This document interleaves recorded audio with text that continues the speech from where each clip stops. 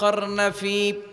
بيوتكن ولا تبرجن تبرج الجاهلية الأولى ও আমার বান্দারা ও আমার বান্দিরা তোমরা ঘরে অবস্থান করো ঘর থেকে বের হবে না প্রয়োজন ছাড়া আর জাহিলি যুগের নারীদের মতো নিজেদের সৌন্দর্যকে প্রকাশ করে বের হবে না কথাটা কার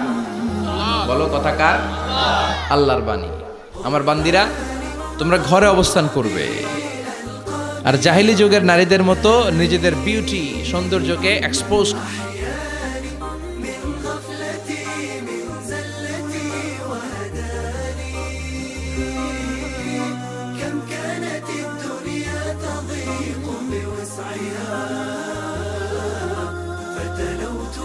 ورأيته بابا لخير جناني